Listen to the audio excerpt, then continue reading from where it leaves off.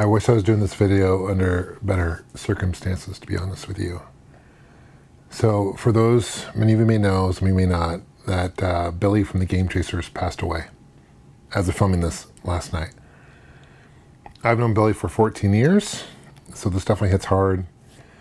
He was a pioneer, huge, important influence in the gaming community here on YouTube.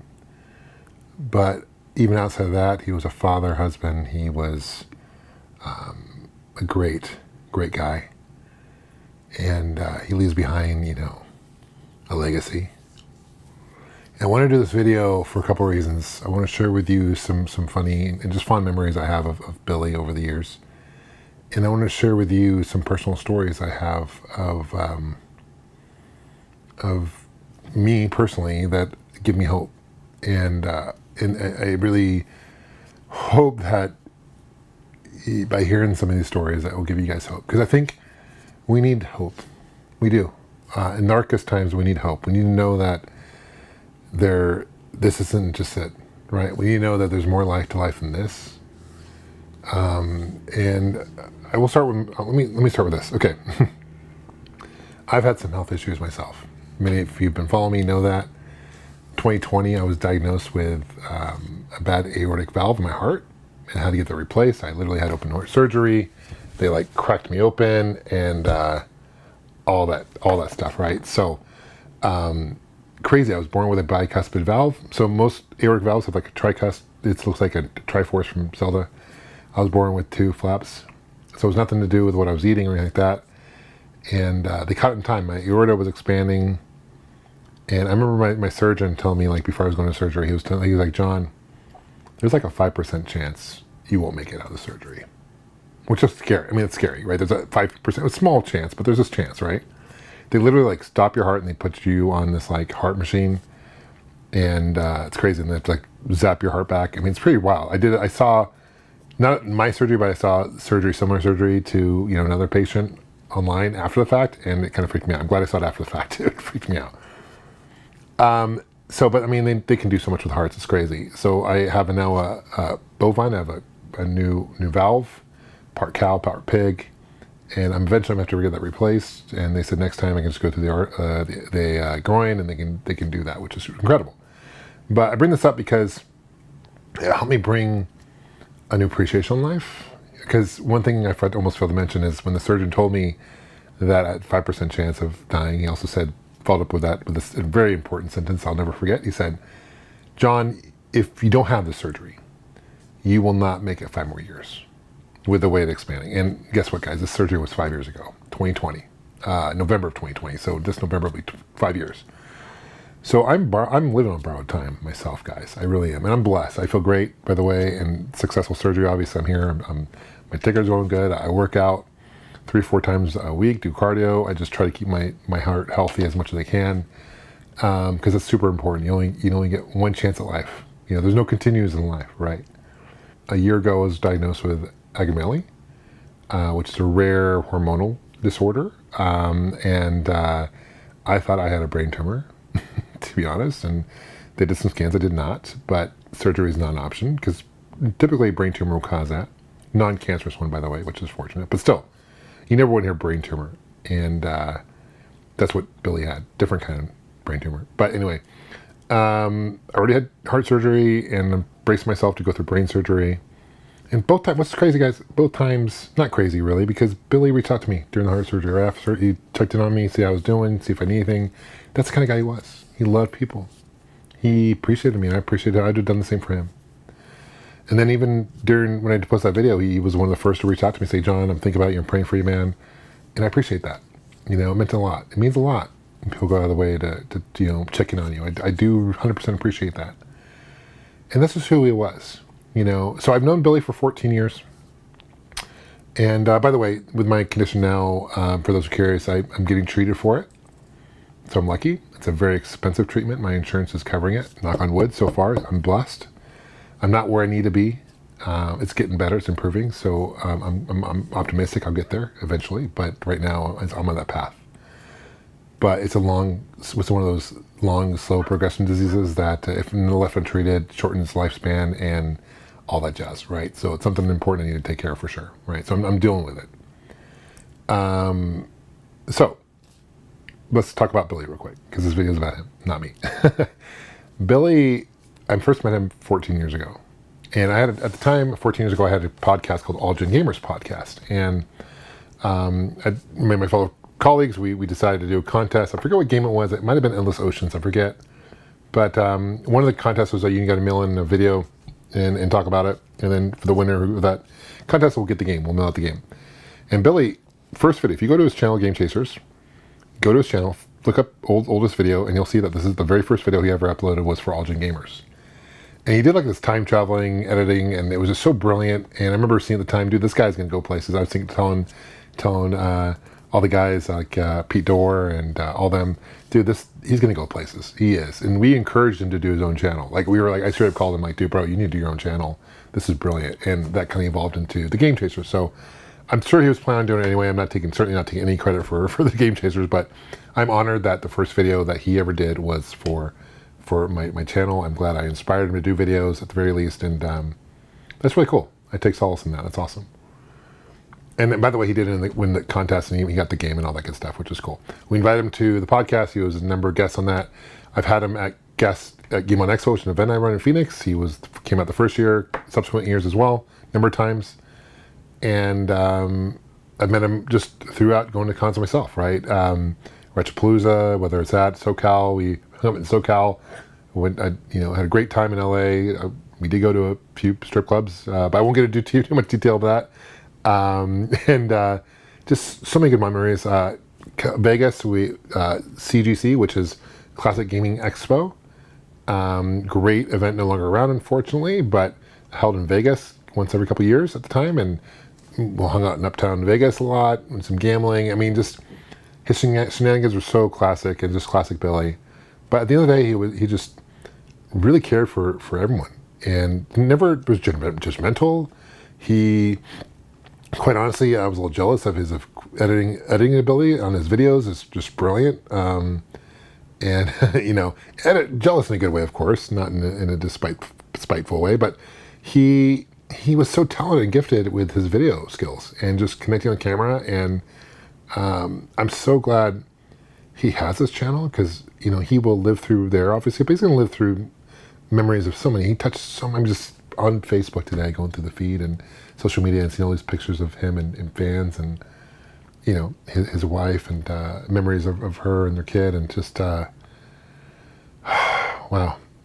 it's crazy to think that he's gone. And I want to share with you some stories of hope. I don't really share these stories up much. I don't like sharing these because I get emotional. But I want to share them with you because I hope that at the end of the day, you kind of see where I'm coming from. And I don't want to get too preachy, because I know getting preachy can turn people off. And I respect people's opinions. And I know many of us have different belief. And that's totally, I get it. I get it. But I want to share with you my belief. And at the end of the day, I believe in God and Jesus Christ. And I believe that we all are put here for a purpose. And I believe that Billy fulfilled his life and that God called him home early. And I know people will say, well, what if there's a God? Why would God do such an evil thing and take Billy the way he did so quickly? Why would he do that if there's a God? And I'll be honest, I don't know the answer to that. And I don't think anyone does, to be quite honest with you. But I'll tell you what I do know. I know that it's not God causing this. It's we live in a fallen world causing this. Think about it. Let me put it this way. We live in a fallen world. We live in a sinful world. There's good and bad things, right? There's a yin and a yang. There's a balance of all. And God gives us a choice to love him and to follow him and do good. Think about this. If God made us dolls and just pulled our string and said, I love you, just by pulling a string, I love you, and he didn't give us a choice by doing that, it wouldn't mean anything. It wouldn't mean anything to us, it wouldn't mean anything to him. But by giving us a choice, whether it's to do good or to do bad, it means more. It means everything. And because there's good, there's a bounce of evil. And so I believe that inherently God gives us good. No one, babies aren't born bad, right? You don't look at an infant, like people are not, like when you're a baby, they're innocent, right? We have a choice. You look at any animal on earth, like a dog, right? A cat, they're driven by instinct and, but they don't know good or bad. They don't have that choice. Us as humans make us unique. So that is why there's good bad. So what I believe is it's not God causing bad things to happen. It's we live in a fallen world. It's our choice. We made that choice. And that's just unfortunate. And it's sad, but I do believe Billy's still with us. I do believe that 100%. And that's kind of where I believe. So how do I know this? It's called faith. At the end of the day, it's faith. I have faith in that. But I also want to talk about my stories here because I've lost 2 best friends in my life. And so I know what Jay's going through. I know what the Game Chasers crew is going through. And I commit myself to help them through this hard time. Anything I can do to help, I'm here for them, 100%. Any time of day, 24/7, I'm there for them. And they know that. I've reached out to them and they know that. I'll start with my first friend, Mark. He, elementary school, high school, middle school, right? Through being part of college. He passed away about 20 years old, really too young, way too young. He had OCD, obsessive compulsion disorder. And you're thinking to yourself, well, John, that's kind of minor. You wash your hands a lot, whatever. No, it's different. He had the extreme case where he couldn't even leave the house later on in his life. I grew up in Seattle. I'm from Phoenix. I live in Phoenix now, but at the time of his death or passing, I flew up there to Seattle, hung out with him because I knew he wasn't doing well. I knew he was new, and I wanted to support him. So we were hanging out in Pike's Place Market up in Seattle, and I knew he had a hard time getting out of the house. But the fact he had left the house with me was amazing. Parents told me that he didn't really left the house much. It was just anxiety and all that. And we're walking, talking to him, and all of a sudden he stops and just kind of starts doing this, closes his eyes and starts doing this thing. And it's like packed. Mind you, there's people walking by us and everything, bumping into us.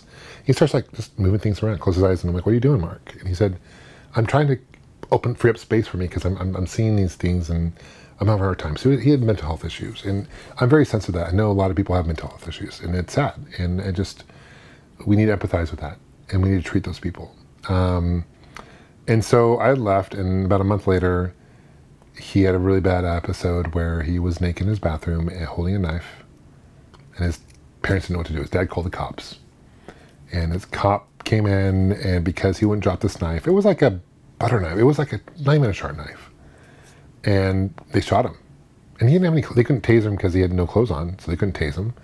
But he died there, right there in the house. The parents still live in the same house, which is crazy to me. But Mark was the most devout follower of Christ that I've met. His parents, same thing.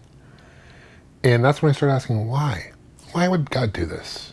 Good people, I mean, they follow, go to church, do what's good, do what's right, and yet this happens to him. Tragic. And his parents could have said, look, they could have sued the Redmond Police Department. They could have, because the police, frankly, did some really terrible things there. They didn't need to kill him. But instead, they went to the Redmond Police Department and said, look, let's work with you, and let's come up with a training program so this doesn't happen again. And it hasn't. Thank God. That's just who they are. And did they blame God? No. And frankly, with the whole thing with Billy, I'm kind of going through the stages of grief, right? I'm still in denial about it. I still am in shock. I don't want to believe it's happened. I'm going to get to the point where I'm just going to be sorrowful. I'm going to be sad. And it's hard. Because when I'm seeing all these pictures, it just doesn't feel like he's gone. It really doesn't. It's shocking to me. It's unbelievable. Let's fast forward to 2020. And by the way, Mark, I named my son, one of my sons named Mark after him. That's how much he meant to me. Okay. Fast forward to 2020. I'm sleeping and I get a visitation from Mark. And it's not like, I want to be very clear about this. It's not like it was a dream. Okay, it was straight up a visitation. It was me talking to him next to him. I could smell the air. I could feel his presence, and I could see him. I could touch him. It was an unbelievable experience. And he said, "John, I'm doing well." He said, "John, something's going to happen in your life coming up soon. You're going to deal with, and it's going to be hard, but just be ready for it." And I remember thinking to myself, oh my gosh, like what's going to happen? And this is during COVID. This is 2020 thinking, oh my gosh, someone's going to die of COVID, I know, or maybe I'm going to die of COVID, get COVID. I wasn't sure. I called Tyler, who's a mutual friend of ours, also my other best friend, and met Tyler in fourth grade. We went to middle school, high school, college, went to ASU together. We were roommates. He was my best man at my wedding. I mean, we were brothers from another mother. And I'm still close to his parents, his family. I mean, an amazing guy. And so I called Tyler the next day. And he sent me after the call. We had a really lengthy call. He was living at Tucson at the time. And he had worked in Amazon during this time, and he had really messed up his hand. And he was going to try to get help. And he was on work paid relief because he had busted his hand up at Amazon in Tucson. But he sent me this text, and I want to read it to you because this is an amazing, amazing story. So he says, John, I don't know if I ever shared my experience with you. Back in 2008, when I was so sick in intensive care and life support. So basically he went to Africa. He got really sick, got catastrophic pneumonia. He was at church service in Africa doing missionary work. Came back really sick. He was on his deathbed. Doctors thought, they called in his pastor. They thought this was the end of him, right? But they didn't. He came back, literally woke up out of a coma for several days, walked out of the hospital several days later. So that's kind of a backstory. When I had my out-of-body experience, he explained to me that let me read this, okay. My soul leaving the hospital room and going to heaven. I was graced by the most incredible love, beauty, and absolute no sense of any illness, sadness, depression, no sense of time. I'm not sure if it was there for 5 minutes, 5 days, or 5 months, or 5 years, but when I was asked if I wanted to return, I knew the decision wasn't up to me, but rather God. It indeed wasn't my time to go, and God sent my soul back to my body in the ICU. When my soul returned, Mark was in the window, Mark, our friend, guiding me back and making sure I made it home safely. One of the first things I asked when I was woke up from my coma was, why is Mark in the window? Well, he was there making sure I made it back and was supposed to be our guardian angel. So that's a connection there. But here's where the story even gets more crazy and interesting, right? And I'm not a psychic, I'm not a medium, I'm not claiming to be, but I've had these experiences that I just can't explain. So Tyler came to me after he passed. Oh, by the way, yes, so how he passed was he had taken a sleeping pill from his neighbor, because the neighbor said, because he had a hard time sleeping with the pain he was going through his hand, and that pill was laced with fentanyl, and he died in his sleep. His dad found him several days later. It was just devastating for his family. And September 14th, 2020, so 5 years ago, almost to the day that he passed. That was an extremely hard time on his family. He came to me and he's like, in this vision again, he came to me, same scenario, same situation with Mark. And now I know Mark was referring to Tyler. I know now that's what he wanted to give me a heads up about Tyler situation. And I wouldn't have had that text to share his parents and his loved ones that if I didn't know all this happened, because that's kind of interesting. So Tyler visits me and he says, John, you got to reach out to my ex-girlfriend Miley. And he had dated this girl in college on and off, and they were very, very close, dated for years. I didn't know how to get old Miley, and she spelled her name really weird, kind of uniquely, and he spelled it for me. He's like, reach out to her Facebook, she'll be there. We weren't friends on Facebook, I didn't know she was going to check my messages, kind of random. I hadn't talked to her in 20 years. And she's like, you got to let her know I passed. So next day I did that, I did what he said, and I reached out to her, and sure enough, what I come to find out is that they had reconnected like about a month prior, and they were making plans to reconnect and meet up again, and he went dark on her, and she thought that he gave her the cold shoulder. Comes out that he passed, so there was closure there. So that's interesting. He comes to me again in a vision, probably in 2022, okay? And I'm like literally laying in bed, and I wake up out of this, I'm like crying, just bawling, just not, my wife's like, what's going on? And he tells me that he's doing good, he's in heaven, and he's working. There's actually an economy up there, there's people are doing things, and he's happy to tell his dad he's okay, because his dad was the one who found him passed away, and just was struggling with that, obviously. And he's doing okay. And he's like, call my parents tomorrow and tell them I'm okay. And I'm like, oh, how do I know this isn't a dream? I mean, even though it didn't feel like a dream, obviously, like I said, it was a very, very vivid. He's like, say the word pixie, and they'll know what you mean. So sure enough, I called his mom the next day, and come to find out, his parents, his siblings, who are older, his niece and nephews are all at Disneyland that day, at Fantasyland. I didn't know that. So I call her, and I could see they were busy. And I said, I'm sorry, Karen, it's time to bother you. I'll let you know. And I told them I had visions from Tyler before, and they trusted me. I said, I want to let you know I had a visitation from Tyler, and he let me know that he's doing good, and that, tell Clark, his dad, that he's fine. But he didn't want to just tell you the word pixie. I had no idea what it means, and I doubt it means anything, but just right away she starts crying. And she says, John, you won't believe this. We're at Fantasyland, Disneyland, and, his nieces are going through becoming like princesses, and there's pixie dust everywhere. And everyone kept saying pixie the whole day. What are the odds of that? I mean, crazy odds. And I'm not making this up. Fast forward to like a couple months ago. I'm on a podcast with Miley, who does this podcast. Her son, who was like, I think 10, passed away tragically of cancer. And her podcast is kind of talks about the mourning and grief and stuff like that of losing a kid. She tells me now towards the end of her son's life, he was barely moving, bedbound, weighed like, I think he was 10 years old, but he weighed like 70 pounds, very skinny, non-verbal, by the way, and lost the ability to talk just because the cancer had spread. And the day of his death, he like signals his mom over and says straight up, speaks to her as clear as day, Mom, I'm going to be okay. And she says, how do you know this? How are you talking? How are you able to do this? He's like, there's a man named Jesus. He's laying his hand on my throat. He said, let me do this. And he's like, who's that boyfriend standing there in the window in the corner? He's telling me to come home. And I'm sorry, guys. Because I'm thinking about Billy too, doing all this too. But she's like, shows a picture of her like most recent boyfriend. He's like, no, that's not him. And she goes to like, other boyfriend, not him. Goes to Tyler, oh, that's him. And he's like, that boyfriend over there is telling me it's going to be okay. And they come home. And then he passes. He falls asleep and passes away. And, but before all that too, he also said that Tyler's telling me that it's going to be okay. I'm going to be able to work in heaven. I mean, like the same story that I heard from Tyler tell me, told this little kid. How can you explain that? I can't, other than hope. So as I think here, I'm just praying for peace for Billy. I know he's going to be okay. And I know that he's going to leave a legacy with his videos. I know that it's a very difficult time, and I know I don't have all the answers to everything. None of us do.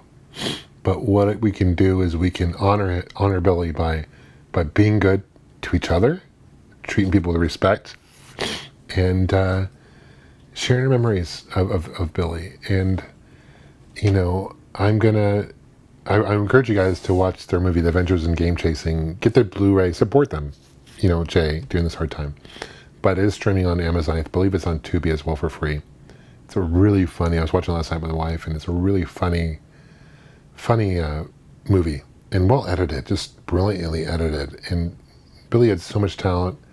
He was a good father, good friend, and he enjoyed life. And I know the way he passed was quick, kind of, unexpected. And the fact that he had the strength at the end to do a video and say, guys, don't fall for any scams. Don't go onto any GoFundMes. They're all fake. He wanted to look out for us. And the strength to go through that video, because I've been in his shoes of fear of the unknown, because I've had my heart issues. I've had this hormone issues I'm dealing with right now. And there's a lot of unknown. We're on borrowed time, folks. I mean, we're one heart attack, one car crash, one stroke away from meteor maker. So I would encourage you guys to just, I don't know, follow your heart, guys. Follow your heart, what you do. Like I said, I don't want to get too preachy on you guys, please. But if you have a Bible access to it, read it. Read the gospel, please. I encourage you to. And if not, that's your decision, your choice. I'm not going to shove it in your face. We can agree to move on. There's no worries about that. I totally respect everyone's opinion. Whether they're atheists or they have another religion, I totally respect 100%. Just, I want to share my story with you guys so you can see where I'm coming from with hope and how I can take this very difficult time and be hopeful. And I've said this before, I'm not afraid of dying myself. What I'm afraid of is leaving my parents, not leaving my parents, but also leaving my kids and family behind, right? That's what my biggest fear is, leaving them home without a father. And so I just want to make it through their growing up. And then when it's time for me to call, and it really feels, I hate that bad things happen to good people, and I hate that good things happen to bad people on the flip side. And I know it's hard for us to grasp why this would happen to Billy, because he is such a good guy. But, you know, I think Billy Joel has a song, Only Good Die Young, and I think it's kind of true in a sense, because I feel like God's calling people early sometimes. In the case of Tyler and Mark, my good friends who passed away, they were way too young to pass away. But I know they're in a better place because I've seen them. I know they're there. I know they're looking after us. And I believe in angels, and I believe that we have loved ones who watch over us as well, along with angels, and that's why I believe, and that's why I take solace in knowing. So I hope you guys find hope in this video. I hope you guys keep your head up. We are in serious dark times in our society. We have just so much negativity going on, and just divisiveness. And it's just time for us to step back and focus on the good, because there is so much good in the world. There is. So I personally wake up every day being blessed. I count my blessings every day, and I will encourage you guys too. I appreciate you guys watching, guys. Thank you so much, and it really means a lot.